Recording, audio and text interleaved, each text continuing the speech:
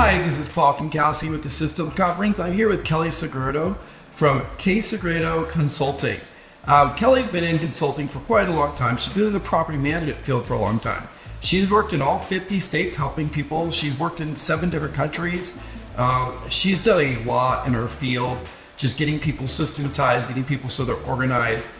She's worked with some franchises. She's worked with non-franchises. She's worked all over the spectrum in our field. We're gonna have an interview with Kelli right now and just find out what she does, what she's doing in systems, and how she's benefiting our industry as a whole. Kelli, welcome to the show. Thanks for having me. I'm excited to be here. I'm excited to have you. So tell us a brief overview of what your company does.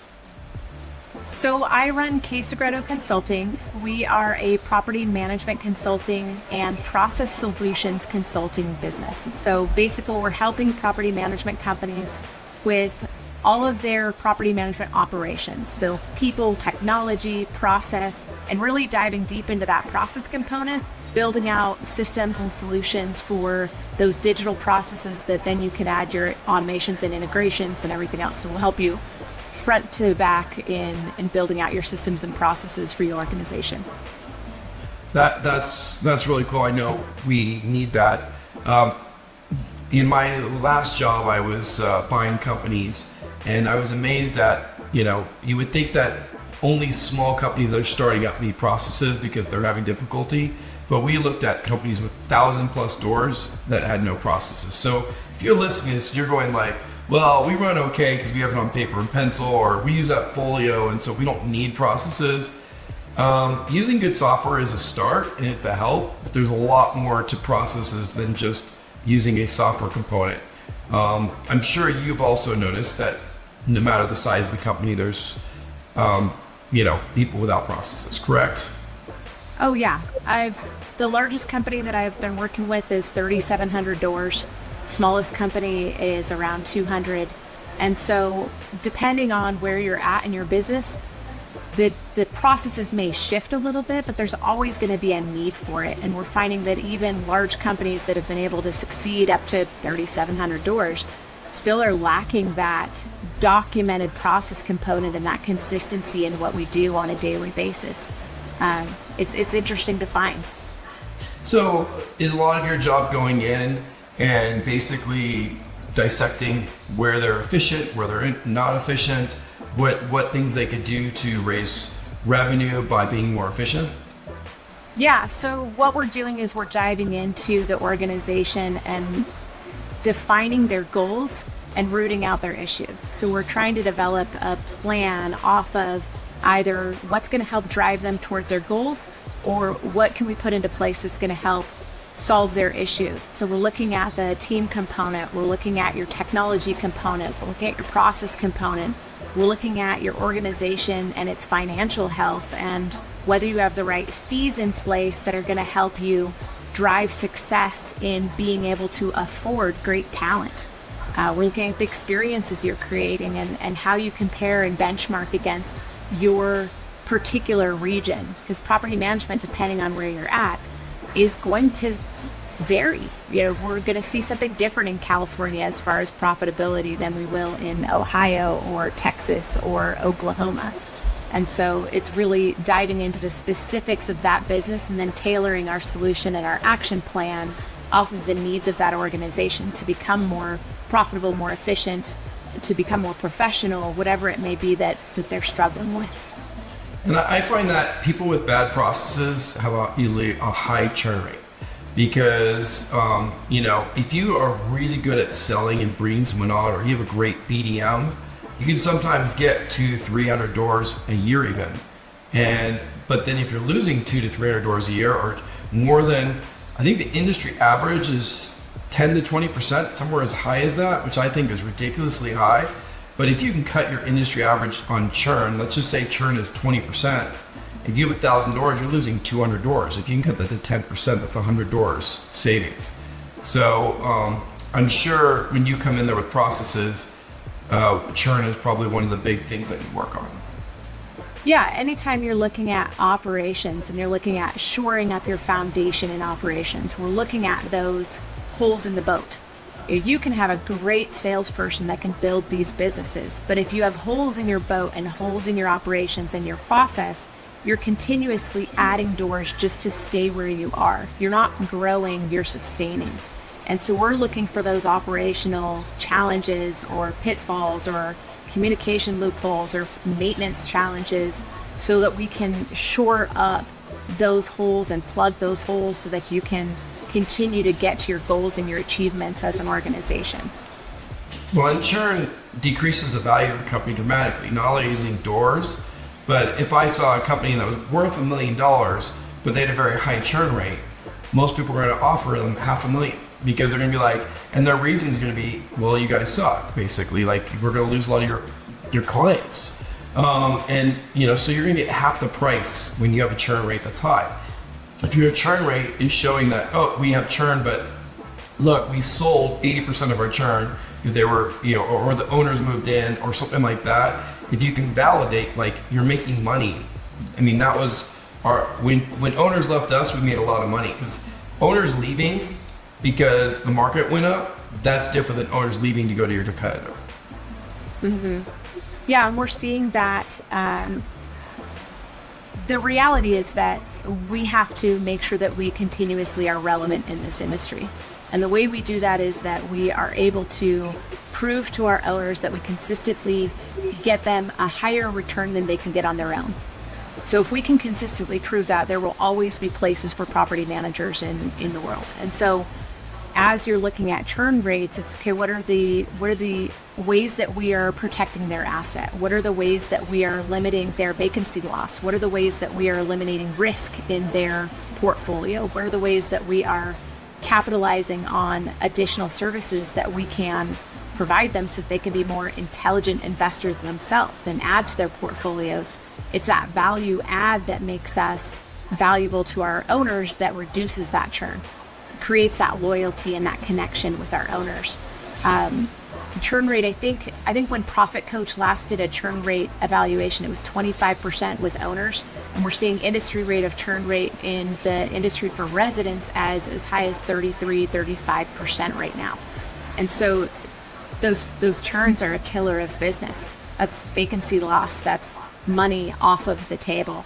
And so the more that we can create process that will create a more consistent income, a more consistent experience, the more valuable our businesses are over time as well. Well, and that's one of the main reasons that a lot of times people manage by owner.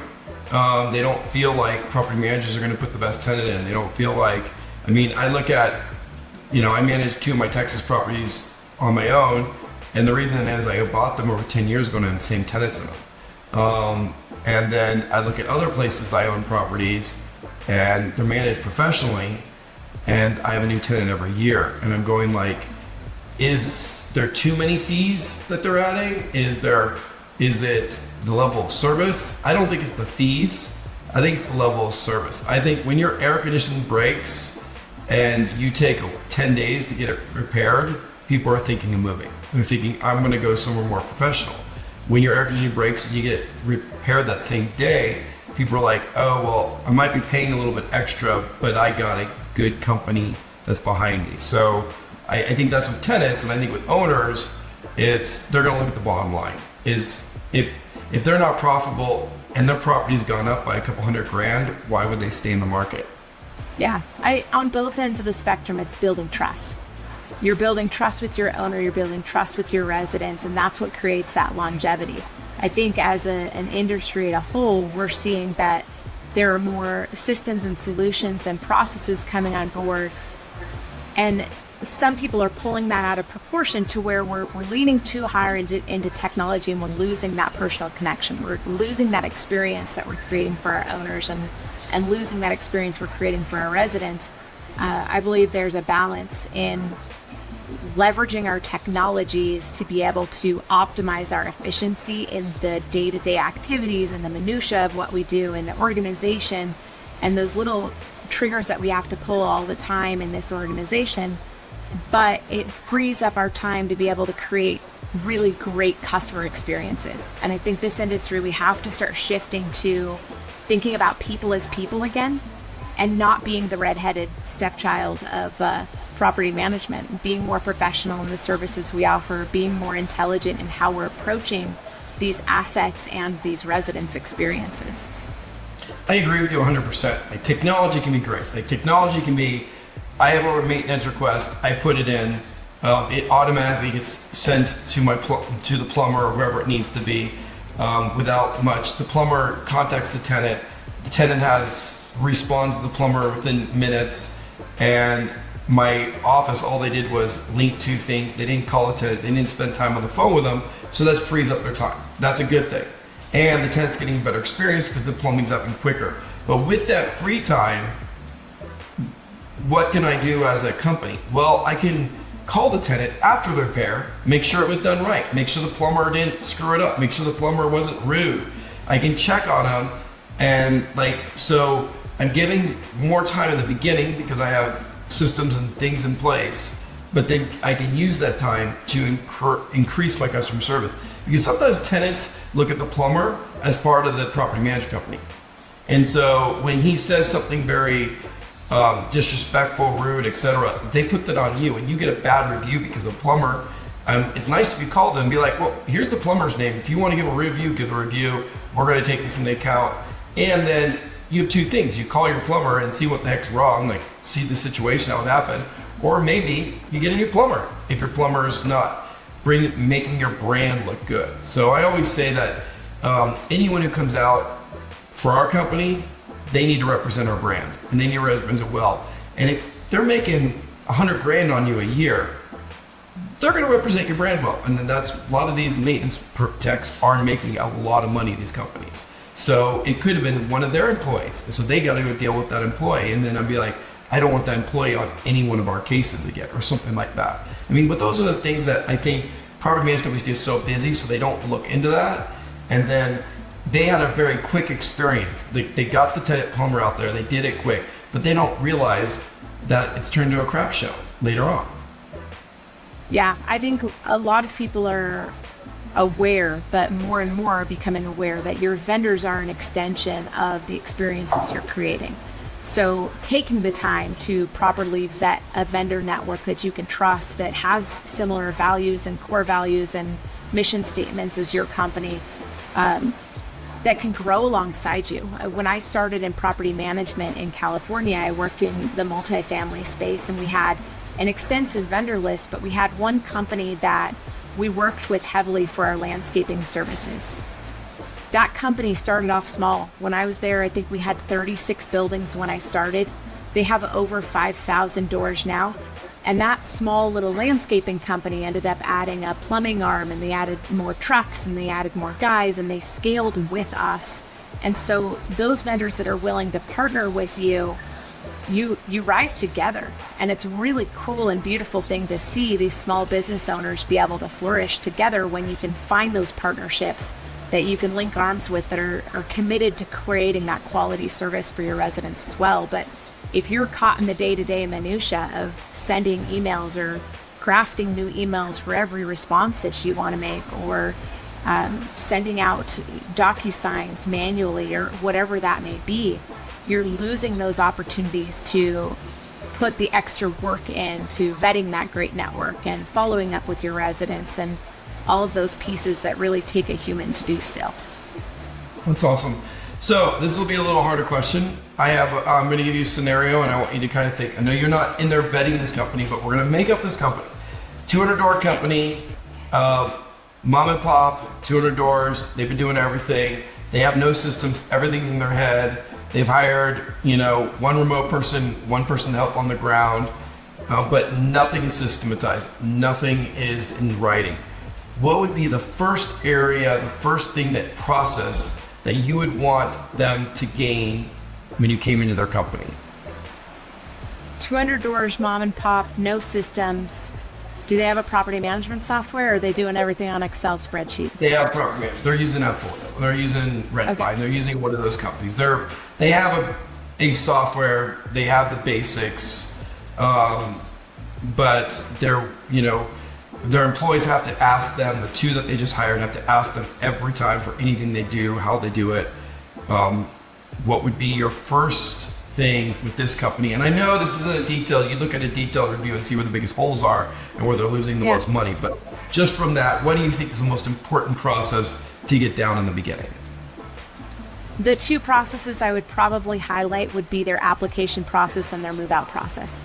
And the reason I go to those two is because those are the places that we're the most vulnerable to liabilities, where we have the highest risk, where we have the biggest opportunity for fair housing violations, and where we have the opportunity to lose a lot of money and a lot of respect in our communities. So I would probably start by diving into standardizing processes, but I would start with either their application process or their move out process to ensure that they're doing those correctly.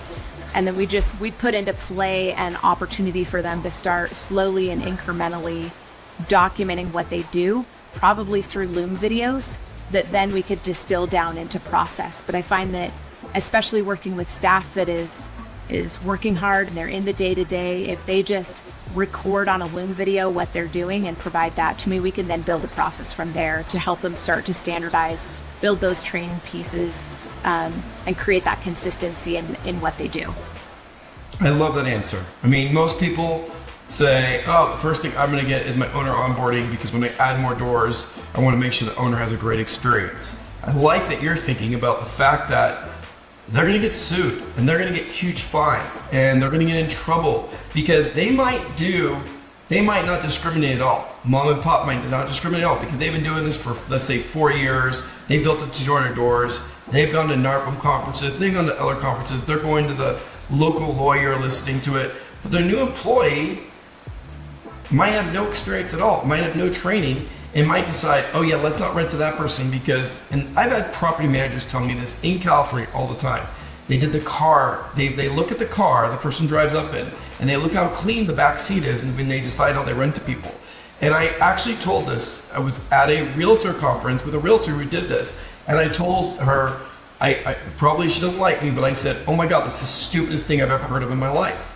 Like, you look at their car, I'm like, you wouldn't rent to me, and I have 800 and something credit because, you know, when I had little kids and stuff, there was crap all over my car. Like, oh yeah, but if they have McDonald's wrappers in the back of their car, that's how they're going to treat your house. I'm like, yeah, I'll take someone who pays rent and puts McDonald's wrappers on the floor of their apartment versus someone who has a clean car and because they have 400 credit and they somehow got this car and it's ready to be repoed. I mean, but so I really like that your objective is, hey, let's go into where the employees, these new employees that they're getting, can cost them a lot of money. Yeah, I mean, if we're not looking at the places where we're legally liable, then one lawsuit can completely blow your property management company out of water. So it's important to shore up our foundation in the places that are going to have the biggest impact if we do them wrong, before we then focus on the nice to haves, which are, your owner onboarding, really important process because you're collecting all your documentation, you're making sure you have all of your ducks in a row, and you're creating a really great experience from your owners from the very beginning. But that's not where you're going to get sued. That's not going to be where you lose money. That's not going to be the biggest risk in your business that we're solving for. And usually, if you just hired your first employee is usually not the BDM.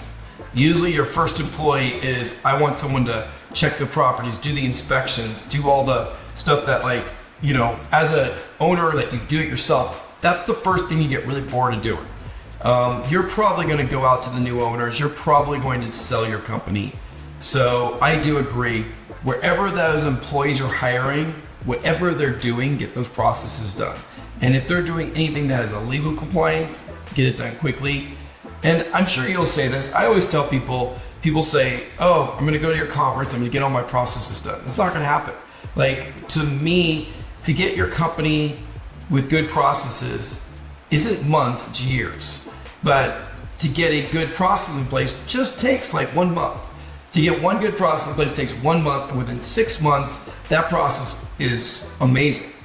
Because, you know, you make it, you break it, you change it, you break it, you change it, and eventually it gets good. And then you start the next one. And so, like, I don't know how you are when you consult, but I always told people, you should try to perfect a process every 2 to 3 months and then add a new one. So basically, you can do multiple at once, but it's really, if you do too much, I feel it's really hard for, to get it right. So certain things are processes you don't need to start with the beginning. How you fire someone, I had a process for that because it's really important to know that, to protect myself. But that's not the very beginning process you start with, and that's not something you have to worry about. I kind of wouldn't make that process until you're ready to fire someone, and then make the process, and because then you're going to find all the things you need. So would you kind of agree that processes is when you perfect all your processes, then you're going back and re-perfecting them? Yeah, process is never going to be a set it and forget it activity that you do for your business. And anyone who tells you otherwise is lying. You can set your processes up, and you should set your processes up and create your standards, but it's a living and breathing document. It's always going to be changing, especially because we're in an industry that is always going to be changing. You add a new technology, you need to alter your process. You bring in a new employee that's going to have a different roles and responsibilities, then you may need to change your process and who's responsible for each task within your process. You have a law change, you may need to change the timing or the activities that you're doing in your processes. But yeah, it takes time. I think I was reading Process, which is part of the EOS ecosystem. And when I was reading that book, one of the things that they said was implementing process, typically plan on 12 months. Plan on about a year to be able to document your 5 core processes, not 50, not 30, not 26, 5 processes that are going to really make the biggest impact. They go by the Pareto principle, where you're talking about 20% of what you do having 80% of the impact in your business. You're looking for those core things. I find the sweet spot for property managers is between 8 and 12 processes that we need. What are the 5 core for you? For that person, so we have you said the tenant onboarding, move out. Those are 2 of the 5 that are core. If you're going to process, those would be 2 of the 5. Would you go owner onboarding as one of the other 5? I would do, if I was going to only choose 5, I'd do application process, move in, move out, onboarding an owner, and make ready. You make ready, okay. And those are the 5 I would choose. And then after that, right now, so I might change my mind. Yeah, that might change my. And then after that, when you get those down, I would then go to the renewal process, because to me that's very lucrative and can help your business grow. There's lots of processes you would look at after that, but it's like, there's probably about 12 processes in property management you really need to get done. I think at the end I had over 20 something processes. So, but there's 12 that, like, when you get those 12 done, you're in good shape as a company. Correct. Yeah, I would say your lease renewal, your delinquency process, your owner offboarding process. There's a handful more that I would consider to be necessities in running a good property management company, and having your processes standardized enough to where you can be efficient and effective and measure success. And the other side of process is that it's the only way that you can start to get measurement and metrics into your day-to-day operations. And that is valuable when you're looking at being a goal-driven business and wanting to see how your improvements to your business actually affect your staff, they affect your owners, they affect your residents, but they really affect your efficiency and your labor efficiency rates. And owner offboarding is an interesting one you brought up, because I had 3 areas that owner offboarding was different. First one, another company's taking over, going to stay a management company. Very different process. Second one, owner moving into the property.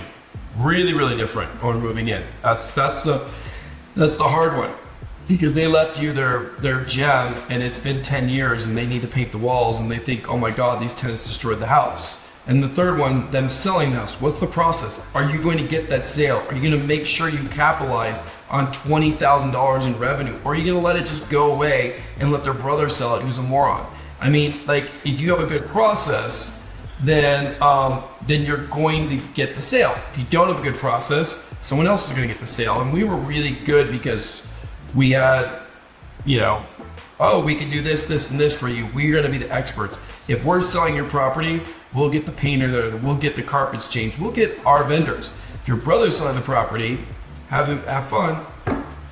Like, it's kind of like, so I think those are really some key things to do when you go through process. At the beginning, I agree with you. Legal compliance, the second set of processes really increase revenue dramatically. Yeah, and really when you're looking at that owner offboarding piece, it's going to go back to what experience do they have over the last year, 2 years, 5 years, 10 years, 20 years that you've been managing their property. Have you provided a great experience? Have you increased their revenue? Have you protected their asset? Have you had great vendors do great work? If you have, then being the one that sells the property, or being the one that prepares it for sale, or being the one that prepares it for them to move back in is an easy no-brainer for that owner.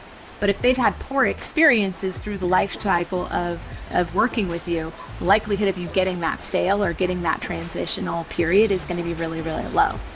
And process will help you to keep that high level of service and high level of efficiency and high level of expectations dialed in for your owners, so you can get the sale when the end of the contract is inevitable. Well, when I sold my company, I had between 9 and 11 employees for 300 doors, which everyone would say is, oh my gosh, it's so many employees. But we had so many different strands of revenue that were different. We were very profitable, but it was because our level of service, like we weren't going to say, oh, we're going to have 2 employees and they're going to handle every 300 doors. Because you see that in the 1,500 door, the big companies will say, I want 6 employees to handle 1,000 doors. Well, technically, if they're running it right, a big company, they don't have 6 employees because they have a whole back office doing the accounting, doing this, doing that. So there's more than 6 employees. But if you have 300 doors and you have 10 or 11 employees, you can get really great customer service. But you better have good fees, better have good things in place, better have those things going so that you can make money. And so I think that's where it's at. Like I do think that some people, especially I know you said you help people with remote hiring, with looking at their company. You know, those 11 employees, I think 6 or 7 of them were remote, 4 of them were in-house. So when you think of it that way, it's not, I always said every 3 remote employees were the cost of 1 US-based employee, except that if I fire a remote employee, I'm not getting sued. Fair, very fair. Yeah, there's specific roles within our organization that we're seeing transition more and more to virtual assistants, remote team members, international team members, whichever you'd like to call them. And there are some really beautiful ways that we can integrate those roles into our businesses. But I think having a true org chart and a succession plan for that org chart is really instrumental in making sure that you're hiring the right people at the right time for your business, so that you can keep that high level of service. You don't see a dip in the quality as you're onboarding a new person. So sometimes overstaffing depending on your goals. But then also that you are able to get them trained properly and that you're able to get them integrated into your team so they have the right culture and they have the right ideals.